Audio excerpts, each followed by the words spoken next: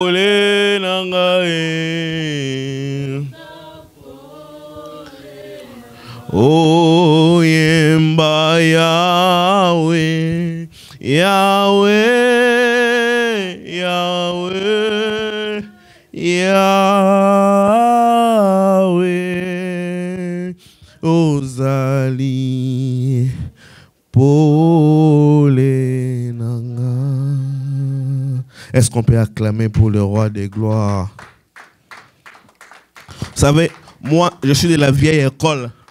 Je suis de la vieille école des Nzambe Malamu, des camps bibliques là. La dernière génération là, ce sont nous. Et moi, je suis là. Il y a un cantique là qu'on chantait en full gospel. Je ne sais pas si vous le connaissez. On disait ceci. C'est simple. Même si tu ne connais pas, le refrain dit seulement nous sommes là après pour toi. C'est tellement facile et ça monte dans mon esprit. Jésus, nous sommes là. Jésus, nous sommes là. Jésus, nous sommes là. Nous sommes là pour toi. Vous voyez, c'est facile. Ça, c'était juste un test. Maintenant, on va chanter. Aidez-moi, on va célébrer Dieu avec ces cantiques qui résonnent dans mon cœur depuis ce matin. Jésus, nous sommes là. Jésus, nous sommes là. Jésus, nous sommes là. Nous sommes là pour toi. Saint-Esprit, nous sommes là. Saint-Esprit, nous sommes là. Saint-Esprit, nous sommes là. Nous sommes là pour toi. Père, nous sommes là. Père, nous sommes là. Père, nous sommes là. Nous sommes là pour... Comment ne pas t'élever, Jésus? Comment ne pas t'élever, Jésus?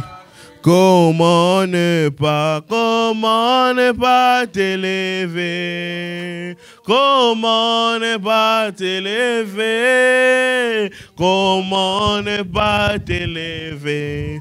Jésus, comment ne pas t'élever? Comment ne pas t'élever? Comment ne pas t'élever? Ton nom nous donne la vie, Jésus. Ton nom nous donne la vie, Jésus. Ton nom nous donne la vie.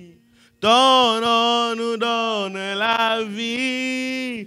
Ton nom nous donne la vie. Jésus, oh, ton nom nous donne la vie. Ton nom nous donne la vie. Ton nom nous donne la vie. Saint-Esprit,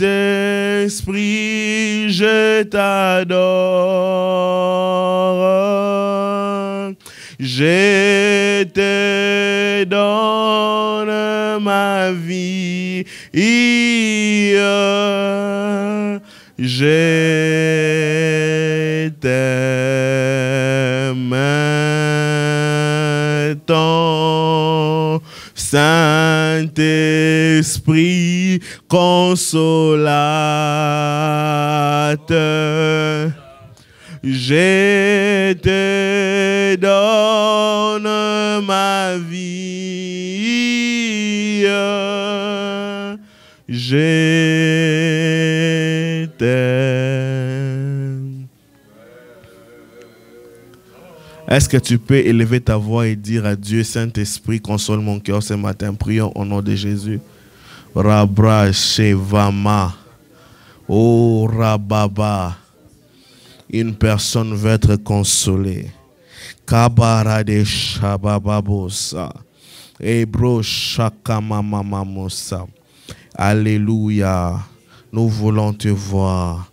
Araba shaka baba baba ikente lo raba shaka malego saka o raba baba shekodobo saka o raba ikala desha labro shekalebos au nom de Jésus-Christ. Au nom de Jésus, nous avons ainsi prié. Amen. Est-ce qu'on peut prendre place dans la présence de Dieu? Kababosha. J'étais ici hier, je pense que je suis rentré à la maison très tard. J'étais jusqu'à minuit 30, quelque chose. Et après, je suis rentré chez moi, je préparais des cultes. Et maman Chantal, Dieu m'a parlé de toi ce soir, cette nuit. Maman, il y a une consolation qui vient dans ta vie. Je ne sais pas trop c'est quoi, mais je sais qu'il y a une consolation qui vient dans ta vie. Ça, c'est sûr. Je ne sais pas, vous avez combien d'enfants? Vous avez combien d'enfants, maman? 2. Elles sont pas acclamées pour l'Esprit de Dieu. La nuit, je dormais et je voyais quelque chose de bizarre. Et ça m'a réveillé. Pendant que je priais, ça devenait encore plus fort dans mon esprit. Voilà ce que j'ai vu. J'ai vu qu'il y avait, cette année, le diable avait prévu 2 cercueils dans ta maison. Cette année, le diable avait prévu 2 cercueils dans ta maison. Et dans les 2 cercueils que j'avais dans ta maison, il y a un qui est disparu. Un qui est brisé, qui est disparu. Et les esprits impurs s'agitaient pour chercher où est-ce que c'était parti. Mais pendant ce temps, il y avait un qui était resté, mais qui était vide. Maintenant, dans les un qui était resté, qui était vide, il fallait qu'un garçon, un homme puisse entrer. Est-ce que vous avez des garçons parmi vos enfants? Pardon? Il y avait un cercueil pour un garçon, mais ce cercueil était vide. Qu'est-ce que j'ai vu? J'ai vu moi et papa, nous sommes venus te voir dans ton appartement. Maintenant, on a vu ça et on a brisé aussi cela. Cela veut dire quoi? Le premier est disparu pendant que nous étions en prière et le second est disparu cette nuit, était brisé cette nuit parce que la mort ne va pas entrer dans ta maison. L'Éternel m'envoie te dire ce matin, il te console parce qu'il y avait une mort prévue pour que tu perdes tes 2 enfants, mais surtout le garçon. Et cette nuit, l'Éternel s'est levé dans ta famille comme Jéhovah Sabaoth pour briser ce qui était en train de se préparer. Et cette année, maman, je te rassure que tu ne pleureras pas dans ta famille. Dans cette année, il n'y aura pas de deuil dans ta famille. Si tu dis Amen, ce que je dis pour maman s'attache aussi pour toi. J'étais en train de dire, il n'y aura pas de mort dans ta famille. Cette année, Dieu est en train de donner la vie à tes enfants, la consolation dans ton cœur. Est-ce que tu es d'accord avec moi pour dire Amen? La mort ne sera pas le partage l'âge d'un chacun de nous ici. Personne ne mourra, personne n'enterrera. Et maman, bénis Dieu. Je peux même dire, donne l'action de grâce. Donne l'action de grâce parce que la mort est échappée. Comme le premier cercueil a disparu dans la maison, le deuxième était vide mais qui a été brisé. Cette saison, la mort ne sera pas ton partage. Est-ce qu'on peut acclamer pour lui? Amen. Je suis en train de... En fait, j'ai revêtu mon esprit de lion que j'avais laissé longtemps. Donc, on aura des fois des cultes comme ça. Amen. Est-ce qu'on peut encore acclamer pour le roi des gloires? Et dans la maison où tu es entré, maman, il y aura l'éclairage de Dieu. Il y aura l'éclairage de Dieu. Tout ce qui était là-bas, qui a amené les noirs, qui a amené les ténèbres, cette année dans ta maison, il y aura l'éclairage de Dieu. Et il n'y aura pas de sécheresse, il n'y aura pas de disette, il n'y aura pas de problèmes émotionnels. Je le déclare au nom de Jésus-Christ. Amen. Alléluia. Alléluia. Je ne vous sens pas, vous avez froid. Alléluia. Est-ce qu'on peut acclamer Dieu ce matin? Je nous donne deux, trois communiqués. Après, on va entrer dans la parole. Je nous donne 2, 3 communiqués. Ce que nous aurons réunion après culte. La sœur Pacifique, le frère Uriel et maman Jocelyne, vous allez me rencontrer après les cultes. On aura réunion. Amen. Papa Merlin aussi, on va se rencontrer après les cultes. J'aurai 2, 3 quelque chose à t'informer. Amen. Et le 3e dimanche et le 4e dimanche, ça sera le dimanche dédié pour la famille. Et c'est le docteur Nicolas Choukou qui va nous entretenir avec ces thèmes sur la famille. Amen. Je ne sais pas ce qu'il va parler, qu'est-ce que l'Esprit de Dieu dépose dans son cœur, mais je sais qu'il va nous parler le 3e dimanche et le dernier dimanche du mois. Alléluia. Et chaque dernier dimanche, normalement, c'est le culte de famille. Chaque dernier dimanche du mois, c'est le culte de famille. Mais ces mois, on le fait 2. Pourquoi? Parce qu'on va récupérer les dimanches qu'on a fait dans Conquête. On va le mettre directement pour récupérer et janvier et février. Amen. Et chaque dernier dimanche, nous allons faire l'effort d'avoir une Sainte Seine. Alléluia. Qui aime la Sainte Seine ici? Vous n'aimez pas la Sainte Seine? Ok. La Sainte Seine, on va faire l'effort de l'avoir chaque dernier dimanche. Amen. Et ce matin, c'est l'anniversaire de mon fils. Hope, il a totalisé 3 ans. Oui, 3 ans, ça quand même, c'est un chiffre de la résurrection, de régénération. Est-ce qu'on peut prier pour lui que pendant qu'il est en train de jouer, que Dieu lui donne encore la grâce, que Dieu lui donne encore la maturité, que sa croissance se fasse d'une manière normale et que l'année prochaine, à la même date, qu'on revient ici pour célébrer Dieu. Élève ta voix et prie avec moi, s'il te plaît. Nous voulons prier pour Hope, Tendre Père, là où il est en train de jouer avec ses frères. Tendre Père, que ta grâce soit sur lui, que ta grâce soit sur lui, qu'il grandisse encore en sagesse et en stature. Au nom de Jésus-Christ, que sa croissance soit complète et équilibrée. Au nom de Jésus-Christ, fais grâce, Tendre Père, qu'il soit encore mature et qu'il grandisse encore et encore et encore et encore et encore. Au nom de Jésus-Christ, fais grâce dans sa vie, fais grâce dans sa vie. Au nom de Jésus-Christ, au nom de Jésus-Christ, nous bénissons son anniversaire, son 3e année. Que Dieu, tu lui ouvres encore d'autres portes, que tu fasses tomber ses barrières et que tu lui fasses avancer. Au nom de Jésus que nous avons ainsi prié. Amen. Et aussi, s'il y a quelqu'un qui fête son anniversaire au mois de février, est-ce qu'il y a quelqu'un qui est né en février encore ici? Non. Ok. votre fille. On va prier pour la fille de maman qui est née en février. Donc vous avez un garçon et une fille, comme je l'avais vu. On va prier pour la fille de maman qui est née en... Quelle date? Le 28. Wow. Il clôture le mois. On va prier pour la fille de maman Chantal, que Dieu la protège là où elle se trouve, que Dieu lui fasse grâce, qu'il lui fasse protéger, qu'elle donne la victoire cette année, en cette saison. Prions au nom de Jésus. Nous voulons prier, tendre Père, pour la fille de notre maman qui se trouve à Kinshasa, qui se trouve au Congo. Que ta grâce soit sur elle, que ta grâce l'accompagne en cette année au nom de Jésus. Que son anniversaire soit un anniversaire. Nous allons commencer à célébrer ton nom au nom de Jésus. Et l'année prochaine, à la même date, nous reviendrons encore ici pour te dire merci et pour te célébrer pour sa vie. Elle n'a pas rendez-vous avec la mort. Au nom de Jésus-Christ, merci de le protéger, de le garder. Au nom de Jésus que j'ai ainsi prié. Amen. Amen, amen.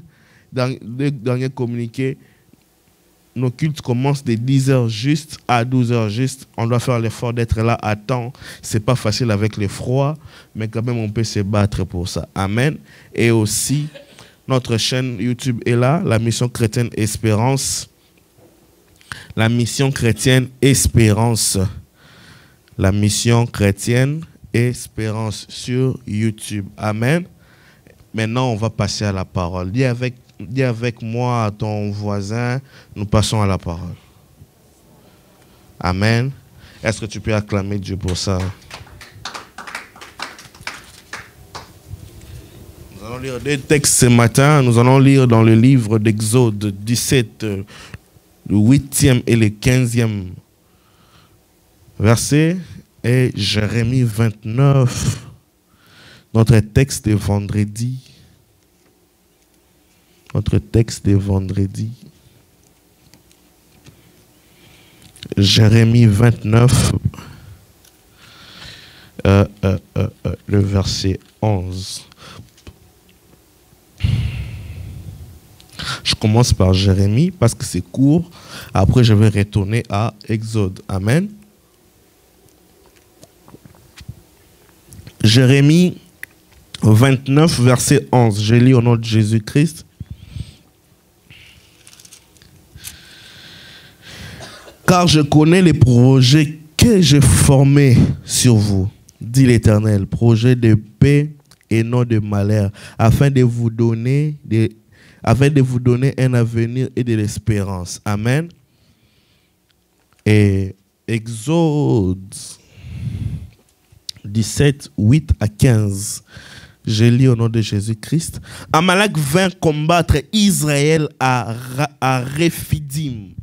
Alors Moïse dit à Josué, choisis pour nous des hommes, sors et combat Amalek. Demain je me tiendrai sur le sommet de la colline, la verge de Dieu dans ma main. Josué fit ce que lui avait dit Moïse pour combattre Amalek, et Moïse, Aaron et Hur montèrent au sommet de la colline. Lorsque Moïse élevait sa main, Israël était plus fort, et lorsque Moïse baissait sa main, Amalek était plus fort. Le main de Moïse était fatigué. Il prit une pierre qu'il plaçait sous lui et il le saisit dessus. Et il s'assit dessus. Aaron et Hur soutenaient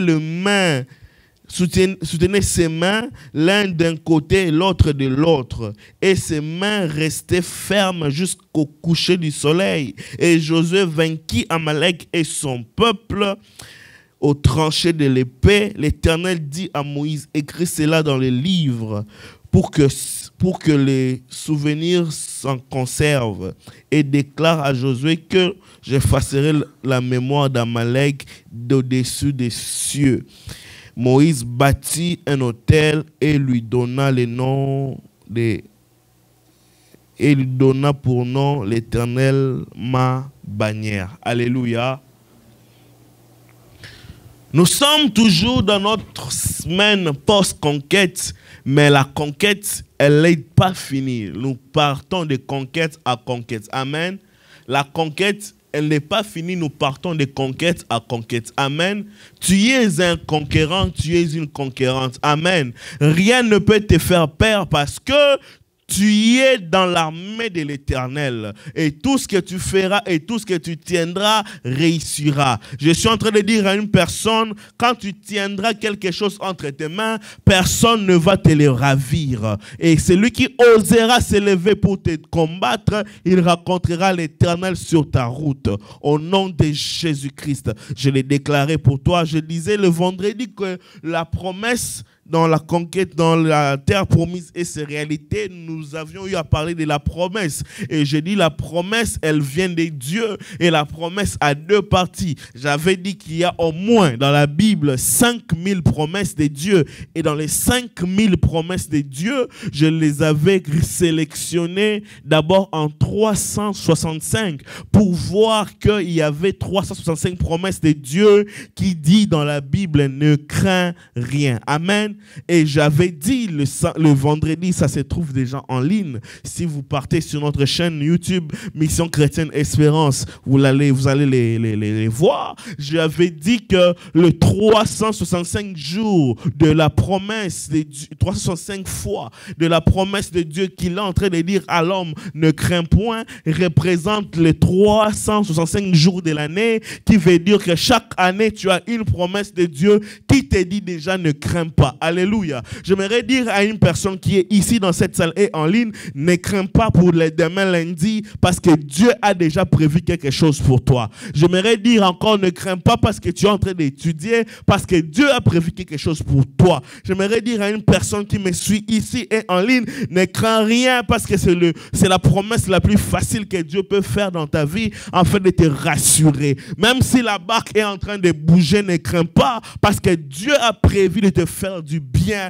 au nom de Jésus-Christ. Et j'avais dit qu'il y a 26 promesses que j'avais mis en ordre alphabétique. En tout cas, là, je ne saurais pas revenir. Sinon, on va perdre tout le temps de ce matin là-bas. Je vous donne le conseil d'y aller voir et vous allez comprendre ce qu'on avait dit. Amen. Est-ce qu'on peut acclamer Dieu pour ça? Et j'avais aussi dit qu'à part la prière dans la promesse, il y a aussi, parce que la part de Dieu, c'est de promettre. Parce que dans le livre de Jérémie, où nous avons lu, la Bible est en train de dire, je connais les projets que je fais pour toi, projets de paix, de bonheur et de l'espérance.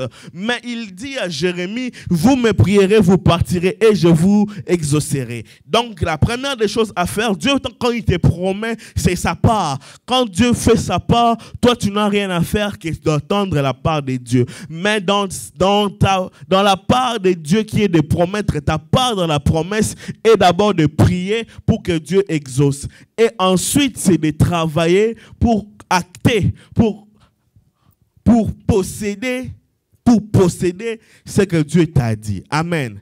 Alors, pour travailler et posséder ce que Dieu t'a dit, il y a une réalité très, très, très capitale que nous ne devons pas ignorer.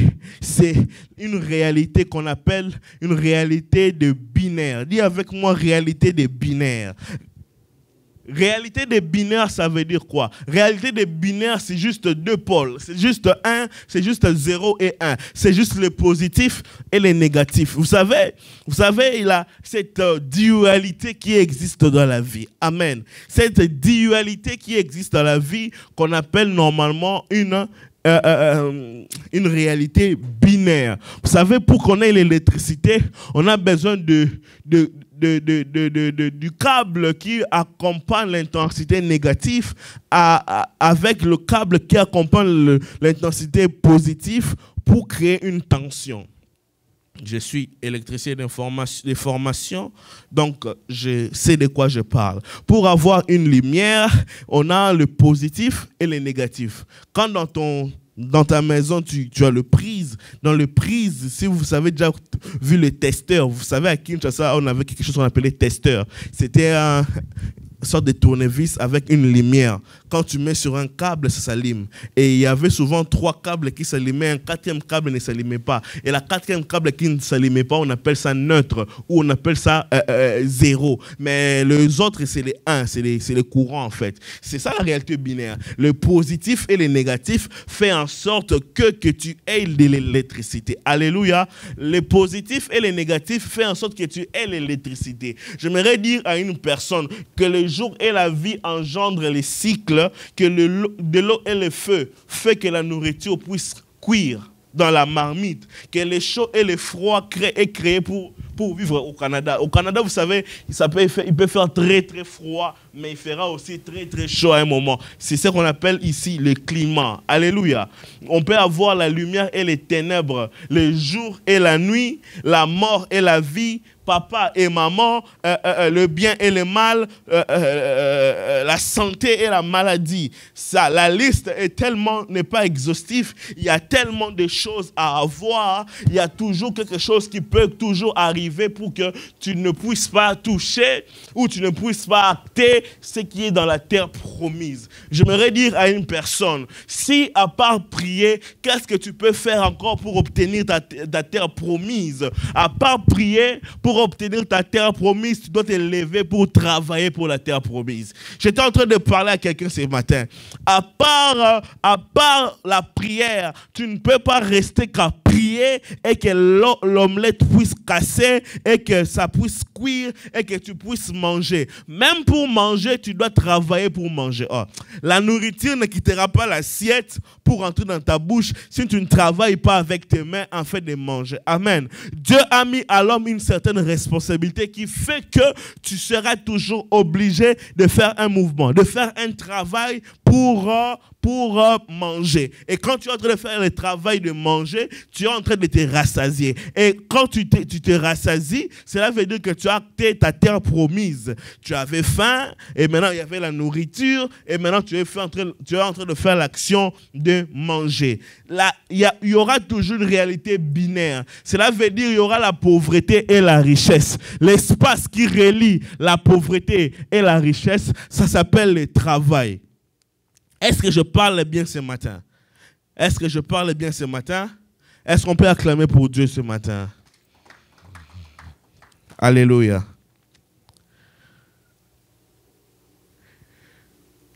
Il ne faut jamais penser que nous allons entrer dans la terre promise juste comme ça et parce que la terre promise, elle est vide. Et tu vas entrer. Non. Tu dois travailler pour obtenir ta bénédiction. Amen. Vous savez, quand tu t'inscris à l'université, c'est pour avoir le diplôme, n'est-ce pas? Et pour avoir le diplôme, qu'est-ce qu'on fait? Tu t'inscris à l'université ou tu pars acheter le diplôme. On n'achète pas un diplôme. Un diplôme acheté n'est pas une bénédiction. Un diplôme acheté est un corvée. Un bon diplôme qu'on a, c'est ce qu'on a mérité. Cela veut dire que tu payes ton inscription à l'université. Après avoir te fait inscrire, tu choisis un programme, tu étudies les programmes, tu réussis aux épreuves, tu obtiens le diplôme. C'est ça qu'on appelle conquête. Tu as travaillé pour avoir ce qui t'appartient. Alléluia. Idem pour le mariage. Le mariage est une bénédiction, mais à un niveau, pour demeurer dans le mariage, tu dois travailler cela. Amen. Pour demeurer dans le mariage, tu vas travailler ton comportement, tu vas travailler l'hospitalité, tu dois travailler le respect, la soumission, l'amour et surtout tu dois travailler la prière. Et dans le reste des domaines de la vie, nous sommes en train de travailler pour obtenir. À part la prière, nous devons s'élever pour travailler. Ça sera un mensonge qu'on puisse finir tous ces temps sans vous dire que le travail sera sera l'action qui vous amènera à activer les bénédictions de Dieu en vous. Alléluia. La terre promise est le terminus à atteindre après un parcours défini. Ça, c'est acté. La terre promise, elle est faite par Dieu, mais pour obtenir cette terre promise, nous devons payer un prix. Alléluia. Dieu t'a donné la promesse, mais tu dois... je suis un peu contraste. Quand je vois un tel degré de prédication que les gens sont en train de dormir, je vois ça bizarre. J'étais en train de dire la terre promise, elle est faite par Dieu, mais pour accéder, on doit payer les prix. Pour accéder à la terre promise, on doit payer les prix. Le prix de la prière, tu vas la payer et tu l'avais déjà payé. Mais il y a un autre prix à payer, c'est le prix de l'application. Alléluia. Tu auras des oppositions, mais tu dois affronter les oppositions. Et je peux dire, parler à une personne ce matin pour te dire, tu dois payer un prix pour arriver dans la terre promise. Tu dois payer le prix. Et le prix, c'est l'affrontement des oppositions. Alléluia. Les examens, c'est pour t'aider à obtenir ton diplôme. Alléluia. Et le mariage est une bénédiction, mais tu dois travailler ton comportement pour l'obtenir. Alléluia. Les oppositions ne feront pas que les oppositions, si tu as pitié des oppositions, tu perdras la terre promise. Amen. Si tu as pitié de l'opposition, tu perdras la terre promise. C'est faux de croire que tout te sera donné sur un plateau d'or dans la terre promise. Tu auras des oppositions. Alléluia. Pour bien prêcher, tu dois lire la Bible. Pour bien préparer, tu dois apprendre à te brûler les mains. Pour bien chanter, tu dois répéter. Pour bien... qu'est-ce que je peux donner comme exemple? Pour bien élever les enfants, tu dois les éduquer. Ça ne peut pas quitter. En fait, c'est étroitement lié. Même l'affaire qui se passe à l'est de la République démocratique du Congo. Pour bien... Vous savez, le Congo, c'est une terre, n'est-ce pas? Le Congo, c'est une terre où vivent les Congolais. Mais si les Congolais ne se lèvent pas pour conquérir leur terre, les Congolais vont perdre cette terre. C'est une vérité. Je suis désolé, je suis en ligne, mais je suis vraiment dans l'obligation de dire la vérité. La prière ne va pas tout résoudre le problème de l'Est de la République démocratique du Congo. Les Congolais doivent se lever et travailler pour la paix dans leur pays. Les Congolais doivent se lever pour travailler à ce que la paix rentre dans leur pays. Et travailler pour que la paix rentre dans leur pays. À un certain niveau, la paix demandera que le sang coule. Si le sang ne coule pas, le Congolais de la terre, Congolais humain, perdra le Congo de la terre. Parce que tout ne se résoudra pas par la prière. Je vis une image qui m'a énervé. Je vis qu'un homme très haut placé, en train de supplier, en train de parler et de dire que non, vous étiez là-bas pour faire ceci, mais ne vous faites pas cela. Non, quand on est dans un certain niveau d'autorité, on ne négocie pas, on commande et on donne des injonctions. Bien-aimé, tu dois travailler pour que Dieu puisse te donner ce qui t'appartient. Alléluia. Et plus bon pour nous, vous devez savoir que dans l'opposition, il y aura toujours l'affrontement. Vous êtes déjà préparé dans ça. Celui qui veut combattre un champion doit commencer à s'entraîner, à travailler, à se préparer pour affronter les champions. Dans la terre promise à Canaan, il y avait des Cananéens. Mais Josué a dit, Caleb, on dit, nous allons les brouter comme des pâturages. Nous allons les brouter comme de l'herbe. Mais il ne savait pas qu'il devait affronter exactement. Parce que Dieu t'a déjà donné la chose. Mais tu ne viendras pas seulement comme ça prendre la chose. On ne te donnera pas ça. Tu dois arracher. C'est pourquoi j'aime la Bible. La Bible, elle nous a aidés. Franchement, j'aime la Bible. Est-ce qu'on peut d'abord acclamer pour la Bible ce matin? J'aime la Bible. La Bible dit ceci dans Ésaïe 43.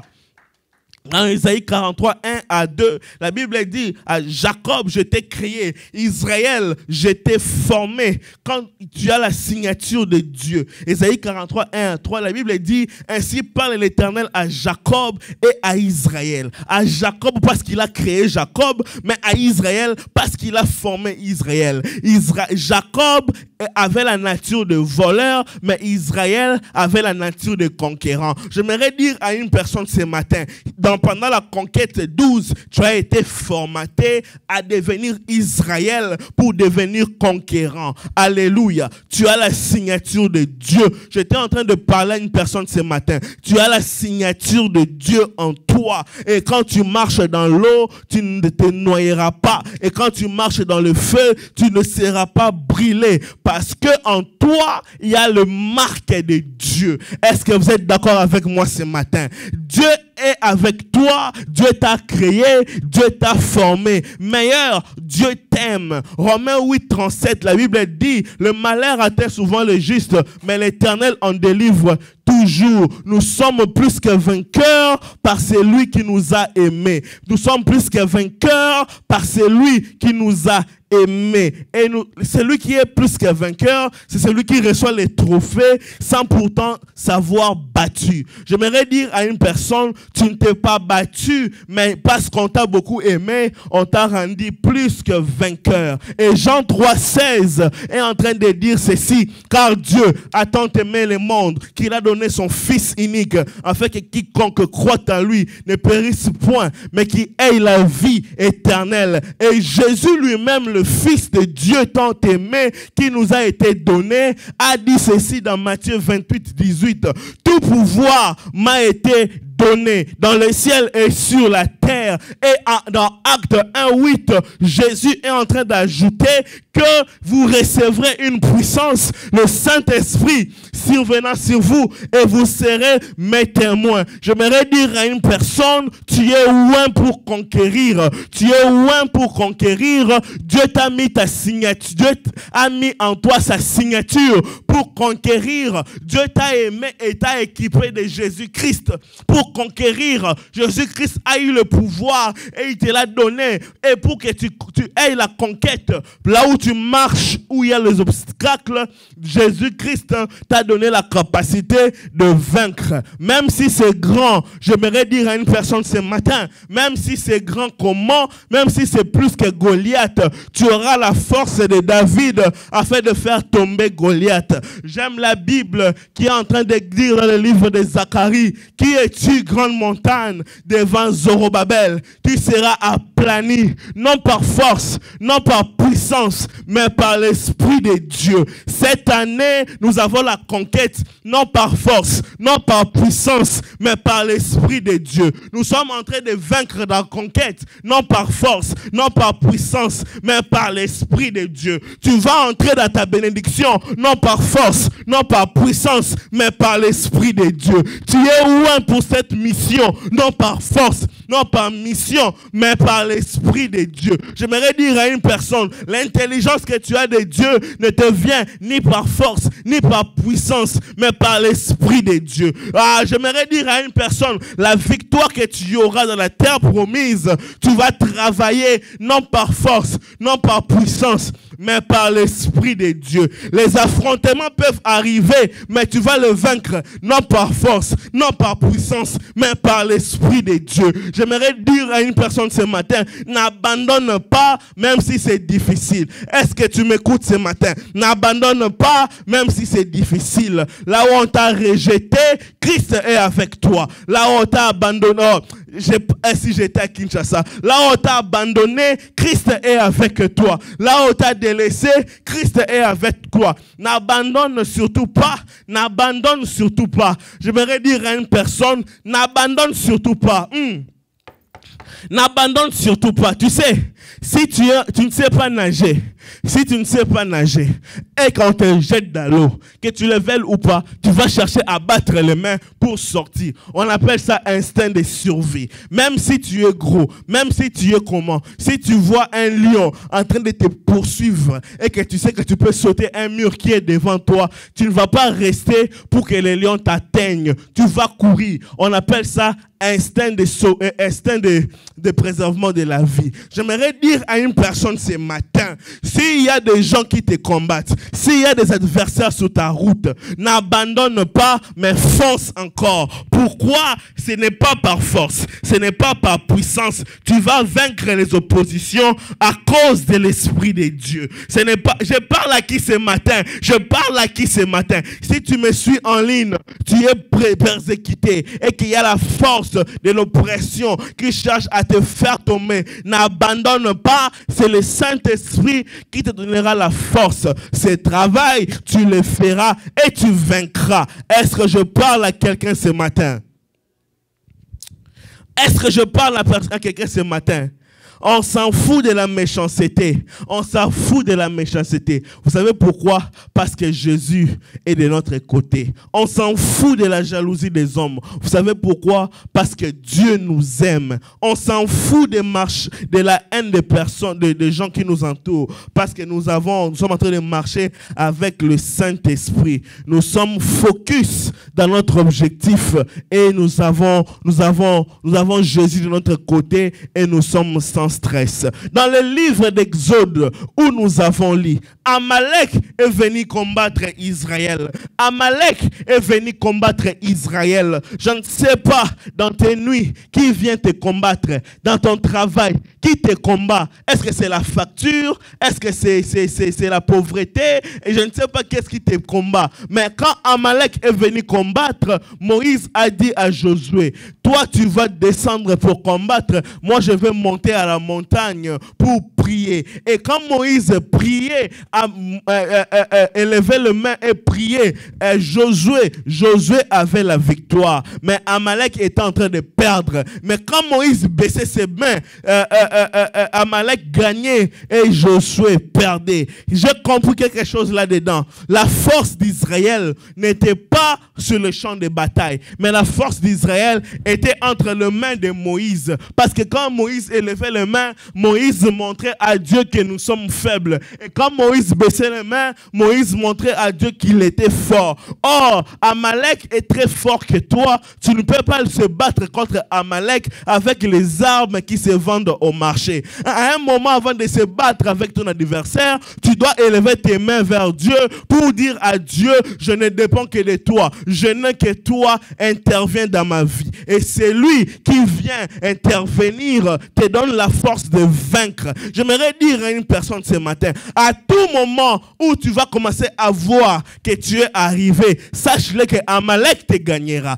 Quand tu seras en train de te lever pour combattre et que tu verras que tu as de l'intelligence pour ton travail, tu as de la sagesse pour ton travail, pour ton mariage, tu as de la beauté, sache-le bien que Amalek va te gagner. Devant Amalek, on élève les mains vers Dieu pour que Dieu te donne la victoire. C'est pourquoi on dit non par force, non par puissance, mais par l'Esprit de Dieu. Oui, on élève les mains vers Dieu pour dire à Dieu, nous sommes dépendants de toi. Celui qui n'élève pas les mains vers Dieu, oui, Amalek va les battre. Amalek est venu combattre, mais la chose qui est importante ici, c'est le fait de s'abandonner entre les mains de l'Éternel qui est important. Dans cette conquête qui vient de finir et dans cette vie qu'on est en train de continuer, j'aimerais dire à une personne ce matin que tu as besoin de te laisser entre les mains de Dieu pour gagner Amalek. Tu n'as pas besoin de montrer à Amalek que tu as de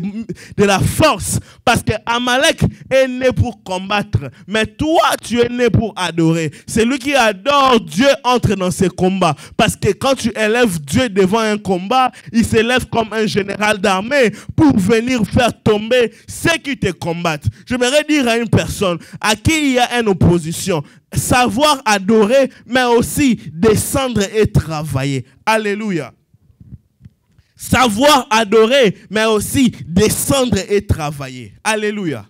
Moïse a dit, nous allons élever les mains, mais toi descends et travaille. L'équilibre, c'est avoir l'épée à la main droite et la main levée à la main gauche. En cette année 2023, j'aimerais dire à une personne, l'équilibre est simple, avoir l'épée à la main droite et avoir la main levée à la main gauche. Parce que la Bible dit, ce n'est ni par force, ce n'est ni par puissance.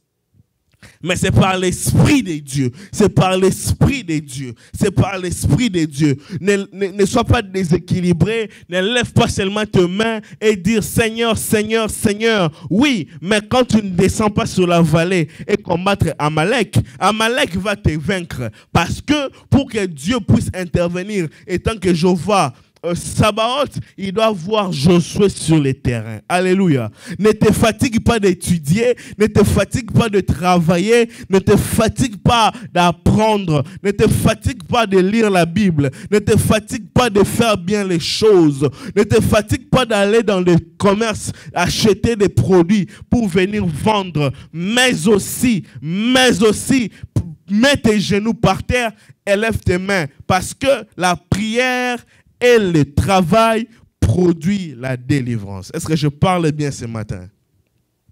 Alléluia. Nous avons Jésus de notre côté et nous allons atteindre notre objectif parce que nous sommes sans stress. Alléluia. Alléluia. Dernier point pour conclure. Dernier point pour conclure. Quand Moïse, ils ont gagné Amalek parce qu'ils sont élevés les mains vers Dieu, mais aussi ils sont descendus en bas pour combattre. Je parle de quoi ce matin? Je parle de la réalité binaire. Devant les oppositions, tu dois affronter les oppositions. Et on affronte l'opposition en deux parties. Le main levée et l'épée dans le combat. Alléluia. Dernier point avant de conclure. Quand Moïse, il a vaincu Amalek,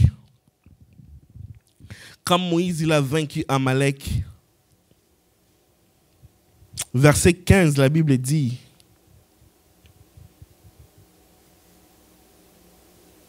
Moïse bâtit un autel et lui donna le nom Éternel ma bannière. Alléluia.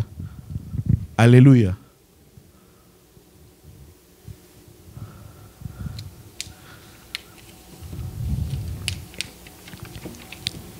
Éternel ma bannière. Amen. Et il bâtit l'autel. Bien aimé, on doit avoir la culture de bâtir les autels. En fait, j'allais dire, on doit avoir la culture de donner les offrandes. Parce que si je disais ici juste autel, il y aura des gens qui vont venir polémiquer en ligne pour rien. C'est juste les offrandes. Amen. Amen. Quand tu gagnes un combat, tu dois avoir la capacité d'avoir la gratitude, de venir dire merci à Dieu parce que tu as remporté la victoire. Amen. Alléluia. Quand tu es en train de voir que ça marche, tu dois avoir l'habitude de donner à Dieu pour dire à Dieu, ça marchait, ça marchait. Et la foi, c'est quoi? La foi, c'est pendant que tu n'as pas encore gagné ou tu n'as pas encore obtenu l'objet de ta prière, mais tu viens donner l'offrande à Dieu pour l'exaucement. Ça, c'est la foi. Et l'offrande, c'est une adoration. Amen. L'offrande est une adoration. L'offrande n'est pas reliée, l'offrande n'est pas le chiffre que tu donnes. Ce n'est pas $100, $500 que tu donnes. Non. L'offrande est une adoration. L'offrande est reliée à ton cœur invisible et se manifeste dans le visible par tes mains, avec ce que tu donnes. Ce n'est pas d'abord le montant que tu viens déposer ici. Quand tu viens donner les offrandes, tu viens déposer ici, c'est ton cœur que tu viens déposer. Est-ce que je parle bien? Quand tu viens déposer l'offrande ici, ce n'est pas d'abord les montants que tu viens déposer, c'est ton cœur que tu viens déposer.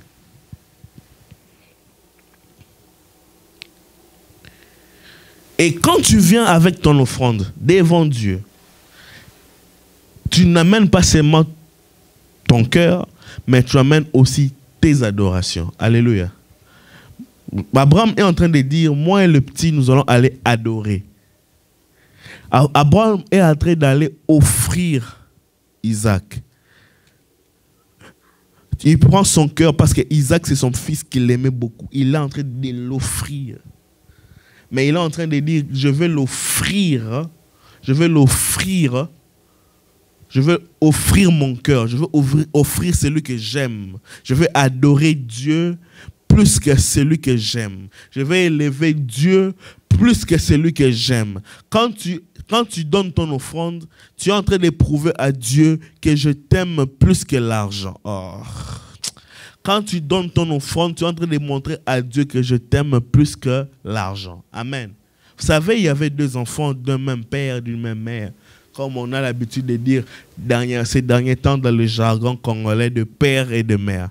Il y avait 2 enfants de père et de mère. Vous savez, c'est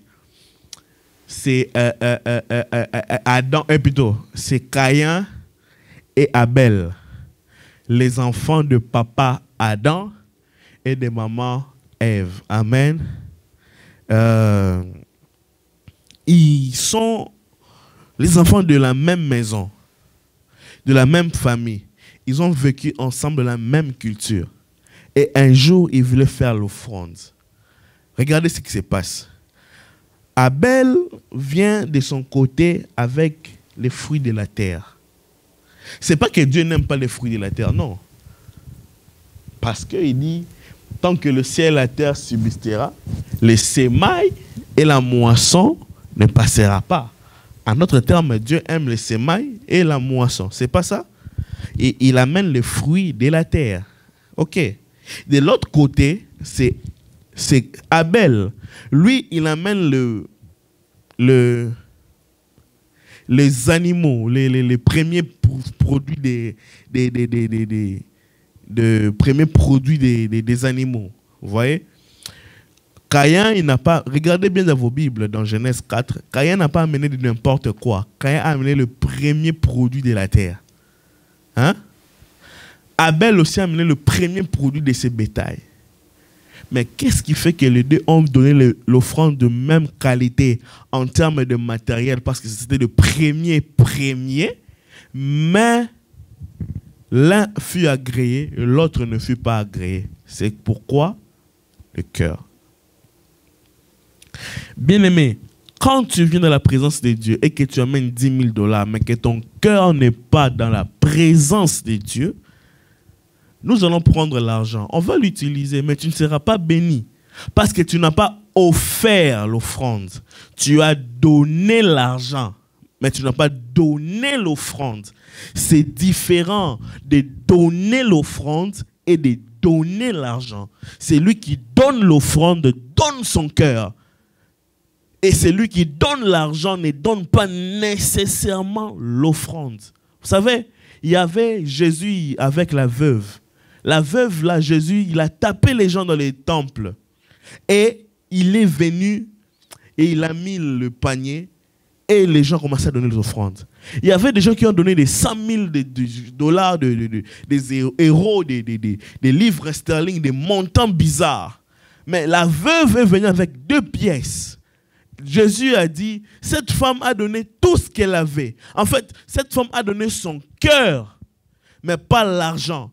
L'offrande n'est pas le montant que nous mettons ici. L'offrande, j'aimerais que nous ayons ça en conscience. L'offrande n'est pas le cœur, l'offrande n'est pas le montant, mais l'offrande c'est le cœur. J'aimerais que quand tu amènes tes $100 ici, que tu n'amènes pas là, s'il vous plaît. N'amène pas l'argent ici. Amène ton cœur ici. Tu verras même si c'est 2 pièces seulement. Si c'est ton cœur, tu as donné l'offrande. Et si tu n'amènes pas ton cœur, que tu amènes que du matériel, tu seras comme Caïn.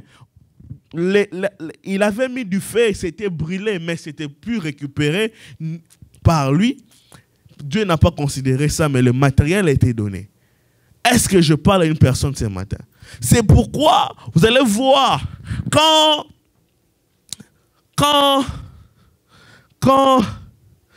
Isaac a voulu bénir son fils Isaïe, parce que la bénédiction n'était pas pour Jacob, hein. elle était pour Isaïe. Quand il a voulu bénir Isaïe, il a dit à son fils, va me chasser des gibiers, je vais manger. Et la condition était pour être béni, tu devais donner à manger. Et maman Rebecca a compris cela. Il a fait la même procédure, mais il a donné à Jacob et non à Isaïe. Quand Isaac a mangé, il a béni. Dans les offrandes que nous aimons venir donner, Dieu regarde pas seulement ces montants-là que nous venons donner.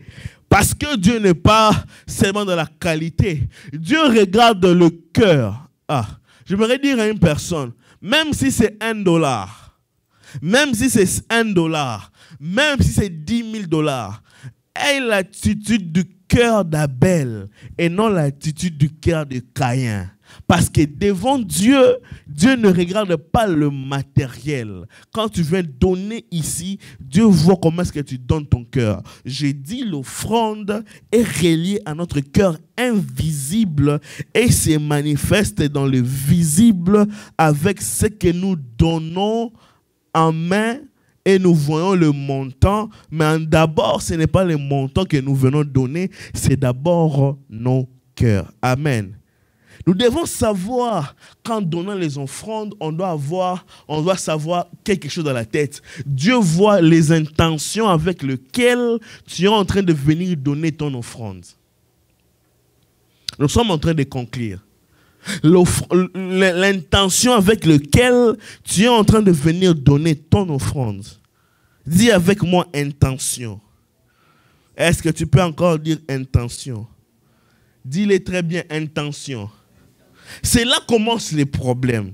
C'est les intentions avec lesquelles tu viens donner qui démarquent le problème. Parce que si tu ne le sais pas, je vais te le dire. Quand tu donnes l'offrande, dans tes intentions, dans ton cœur, tu donnes à qui? Est-ce que tu donnes à Dieu ou tu penses que tu donnes à un homme? Si tu penses que tu donnes à un homme, alors tu as échoué. Car l'homme ne peut pas transformer ton argent en offrande. Mais si tu donnes à Dieu,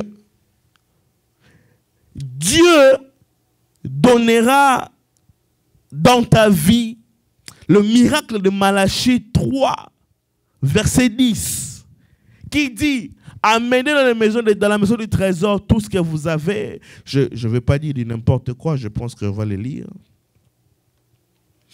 Malachie 3, 12, 3, 10. Apportez à la maison de trésor tous les dîmes, afin qu'il n'ait de la nourriture dans ma maison. Mettez-moi de sorte en épreuve. Alléluia. Réalité binaire. Celui qui veut mettre Dieu en épreuve doit savoir donner à Dieu les offrandes pour mettre Dieu en épreuve. Parce que celui qui ne donne pas à Dieu ne met pas Dieu en épreuve. C'est ça la vérité. Je suis désolé, mais je dois dire la vérité. La Bible dit, mettez-moi de sorte en épreuve, dit l'Éternel des armées. Et vous verrez si je n'ouvre pas sur vous les écluses des cieux, si je ne répands pas sur vous la bénédiction en abondance. Cela veut dire que celui qui donne les offrandes et qu'il donne à Dieu et non à l'homme, Dieu transforme ton argent en offrande et Dieu a le prétexte de te bénir. Alléluia. Réalité binaire. L'argent est un provocateur. L'argent, c'est comme le carburant qui dit à Dieu de venir allumer le feu. L'argent, c'est comme le carburant qui dit à Dieu, viens allumer le feu. Là où il y a l'argent de l'offrande, là où il y a, pas seulement l'argent, mais là où il y a l'offrande, Dieu est en train de voir un carburant qui lui pousse à activer le feu de la bénédiction, le feu de la prospérité, le feu de la richesse, le feu de la protection bénédiction, le feu de l'abondance. Et Dieu s'élèvera pour menacer ceux qui te menacent. Je suis en train de déclarer toutes les offrandes que tu as mises dans ta vie depuis ta naissance. Laisse que Dieu puisse te bénir à cause de ça. J'étais en train de bénir quelqu'un ce matin. Les offrandes que tu as mises pour Dieu, laisse que Dieu puisse te venger à cause de ça. Que Dieu puisse te bénir à cause de ça. Que Dieu se lève contre tout celui qui te détruit parce que tu as donné des offrandes et tes offrandes parlent à ta place. Vous savez que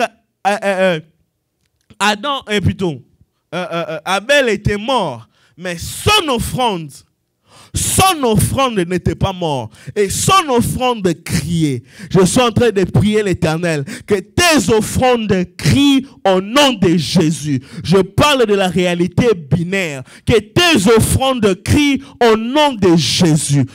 Là où on t'a cherché du mal, les lingala voulaient sortir. Là où on t'a cherché du mal, là où on t'a souhaité du mal, que tes offrandes crient à ta place au nom de Jésus. Parce que tu n'as pas donné à l'homme, mais tu as donné à Dieu. Que tes offrandes crient pour toi au nom de Jésus. Ah, j'aimerais le dire très bien à Lingala. Bisika bao tumbolo, tika ete nzamba yo kasola mabonza na yo. Bisika bao tumbolo, tika ete nzamba yo kasola mabonza na yo. Là où les gens sont en train de te provoquer pour te faire tomber, que l'odeur de tes offrandes monte à Dieu. Pendant la conquête, tu as mis tes offrandes et tes offrandes sont des prières et Dieu se lève pour combattre ceux qui te combattent. Ah. C'est comme si vous n'avez pas de combat. Vous êtes très bien. Gloire à Dieu, je continue. Deuxièmement, quand tu donnes,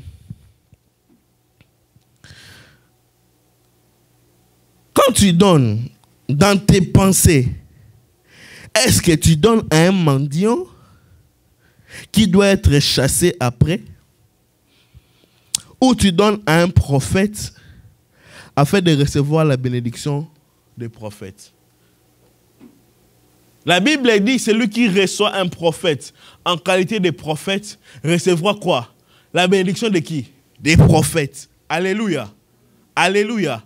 La veuve, c'était quoi? Sarepta, ouais. La veuve de Sarepta n'avait qu'un peu de farine, n'avait qu'un peu d'huile. Mais il a dit, d'abord le prophète. Le prophète, il a dit, sers-moi d'abord.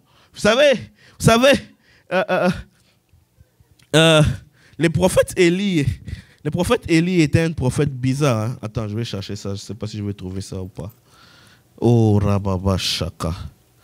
Alléluia. Permettez-moi de déborder parce que vous êtes venus à temps. Vous êtes venus à temps. Alors on va un peu déborder parce que nous sommes en avance. Amen. Les amens, vous avez avalé. Gloire à Dieu. Ouais. Ah là là, oh my God. Écoute-moi ça. Alors la parole de l'Éternel fut adressée en ces mots. Lève-toi, va à Sarepta, qui appartient à Sidon. Demeure là. Voici, j'ai donné à une femme veuve de te nourrir. Hein? Il a donné à une femme veuve de la nourrir. Il se leva et alla à Sarepta comme l'avait dit. Il arrivait à l'entrée de la ville. Voici, il y avait une femme veuve qui ramassait des bois. Il l'appela et dit, va me chercher, je t'ai pris un peu d'eau dans un vase afin que je boive. La femme, elle alla vite, elle chercha. Et la femme, elle alla en chercha. Il appela de nouveau la femme et dit, apporte-moi, je t'ai pris un morceau de pain dans ta main. Et elle répondit, l'Éternel, ton Dieu est vivant, je n'ai rien de cuit. Amen. Ici, Dieu dit à Élie, j'ai donné ordre à une femme à te nourrir. J'ai donné à une femme de te nourrir. Hein? Vas-y, il va te nourrir. Élie arrive chez la femme. La femme l'a dit, je n'ai rien. Parce que la femme dit, toi tu dis que Dieu t'a dit que je t'ai nourri, mais moi je t'ai rien. Mais Élie dit, si tu honores l'onction du prophète, si tu honores l'onction du prophète, dans ta maison, il ne manquera pas d'huile. J'aimerais dire à une personne ce matin, si tu as honoré l'onction d'un prophète, d'un pasteur, d'une église, tes offrandes se multiplieront dans ton compte en banque. J'étais en train de bénir avec l'argent. Vous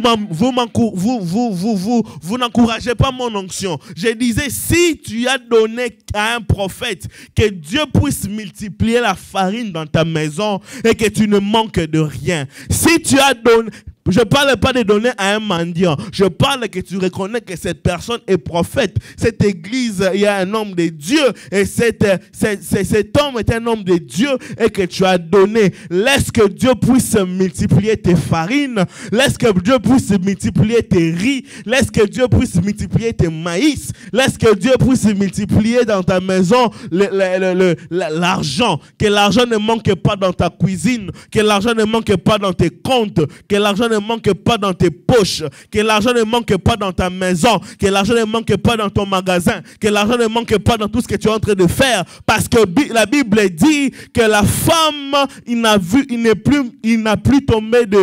plus mort de la famine, parce que le prophète avait mangé et Dieu a multiplié. Que l'huile et la farine se multiplient dans ta maison. Si tu n'as pas encore de maison, je déclare que l'huile et la farine se multiplient dans tes études. Si tu as déjà fini les études, je déclare que l'huile et la farine se multiplient dans tes travails. Si tu as déjà des travails, je déclare que l'huile et la farine se multiplient dans tes enfants. Si tu as déjà des enfants, je déclare que l'huile et la farine se multiplient dans ton mariage. Si tu as déjà le mariage, je déclare que l'huile et la farine se multiplient dans tes entreprises. Si tu as déjà l'entreprise, je déclare que l'huile et la farine se multiplient dans tes projets. Et si tu as encore les projets, je déclare que l'huile et la farine se multiplient dans tes travailleurs. En telle sorte que la provision ne manque pas chez toi. Parce que quand Dieu donne une vision, il donne toujours une provision. Et dans ta vie, dans ta maison, tu ne manqueras de rien. Que tes offrandes se multiplient, que tes offrandes te multiplient, que tes offrandes se multiplient. En fait, que tes comptes puissent commencer... que tu reçois un email de ta banque qui est en train de te dire qu'il y a l'argent qui est entré ici, on ne sait pas ça vient d'où. Ça vient de l'huile et la farine, de l'onction du prophète qui a parlé sur ta vie. Comme le prophète a parlé sur ta vie, l'huile et la farine ne manquera pas dans ta maison. Je déclare cela au nom de Jésus-Christ. Quand tu donnes l'offrande, en fait, tu es en train de donner une sémence. Et l'argent que tu mets ici, tu ne le jettes pas, c'est une sémence. Et ce que tu sèmes finira toujours par croître. Je parlais des intentions. Amen. Ça n'a rien à voir, hein? L'offrande plus la bénédiction. C'est ça la réalité binaire. Là où tu es en train de voir, il y a un zéro. Dieu est en train de voir une multiplication, une croissance, une puissance, un pouvoir. Et pour finir ce matin, j'aimerais dire, les offrandes sont des sacrifices. Les offrandes sont des systèmes. Les offrandes sont des systèmes qui demandent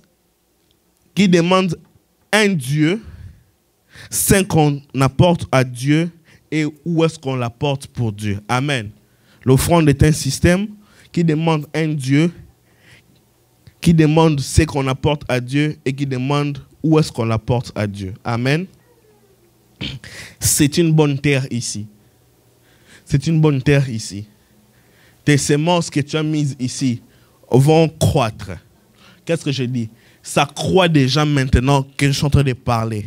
Je parle à ce que l'argent puisse commencer à entrer dans tes comptes au nom de Jésus.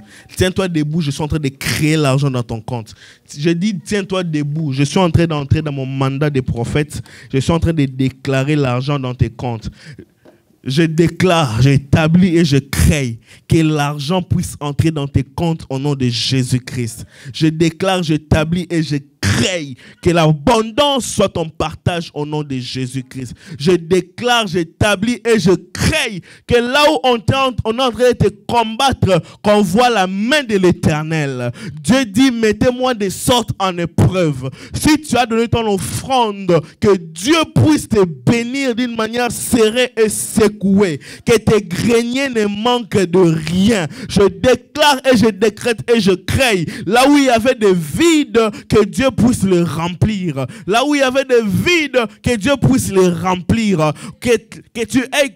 Écoute, que tu aies une idée et cette idée te donne l'idée de faire l'entreprise et cette entreprise te donne l'idée d'avoir l'argent et que l'argent ne sèche pas dans ta maison au nom de Jésus-Christ. La réalité binaire, c'est tu donnes du matériel et tu reçois la bénédiction immatérielle qui engendre le matériel. Que le matériel que tu es en train d'entendre maintenant puisse entrer dans tes mains au nom de Jésus-Christ. Que tu puisses avoir des parcelles et des parcelles et des parcelles. Si tu as des parcelles au Canada, que tu ajoutes au Congo. Si tu as au Congo, que tu ajoutes au Canada. Ajoute en Afrique du Sud. Ajoute au Gabon. Ajoute dans les provinces au nom de Jésus-Christ. Que tu aies des puits de pétrole. Je disais que tu aies des puits de pétrole. Je disais que tu aies des puits de diamants. Je disais que tu aies les puits de or. Que l'or soit avec toi au nom de Jésus-Christ. Que la multiplication de Dieu puisse entrer dans ta maison. Que les menus et les gros bétails puissent se multiplier dans ta maison. Que tu ne manques pas la viande, ni le poisson, ni la farine. Si les gens sont en train de se donner à leur intelligence pour avoir le salaire et payer leur vie, toi, tu ne compteras pas sur ton salaire, mais tu compteras sur l'Éternel. Parce que c'est l'Éternel qui multiplie tes avoirs. C'est l'Éternel qui multiplie tes avoirs. Que tes avoirs se multiplient au nom de Jésus-Christ. Élève ta voix, on va commencer à prier. Je ne sais pas comment est-ce que tu as écouté la parole, mais que Dieu t'oriente dans sa prière. Dis à Dieu merci pour cette parole. Merci pour cette parole qui nous a parlé de la réalité binaire dans la terre promise, selon la promesse. Nous avons vu qu'il faut travailler, mais après avoir travaillé, il faut ramener les offrandes. Parce que la réalité binaire, c'est tu amènes du matériel pour recevoir l'immatériel et l'immatériel que tu reçois produit le matériel. Oh Dieu de gloire, merci. Merci pour ta parole ce matin parce que tu nous as parlé. Et laisse que ton Père, que ces temps que nous avons écoutés, que ta main puissante puisse, oh tendre Père, nous manifester ta gloire au nom de Jésus-Christ. Merci de bénir un chacun de nous au nom de Jésus-Christ. Merci de ta main qui est sur notre maison, qui est sur notre église, que nous avons ainsi prié. Amen. Amen.